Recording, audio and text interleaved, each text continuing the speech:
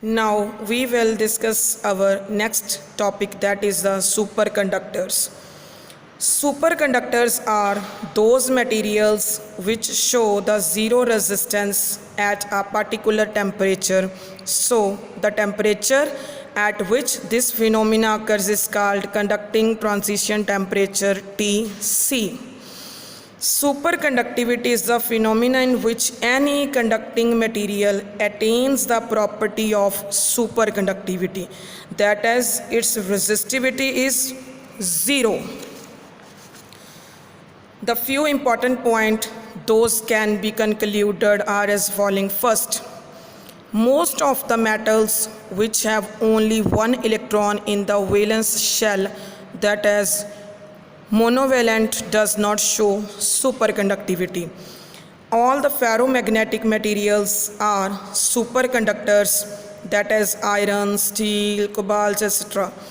Good conductors such as gold, silver are not superconductors at room temperature.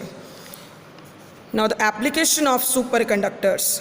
First, in electrical machines, superconducting materials can be used for winding wires in transformers, electric motors, electric generators, etc. By using these materials, we can achieve the 100% efficiency and also can reduce the size and weight of machines at desired level. Second, in transmission and distribution lines, superconducting materials can be used in transmission and distribution lines for transmitting and distributing electric power, so we can achieve a good efficiency in transmission and distribution. Third, we can use in electromagnets. Solenoid made from superconducting materials do not produce any heat loss during the operation, so it is easy to design electromagnets using superconducting materials. Computers. These materials can be used in making the components of computers and TV.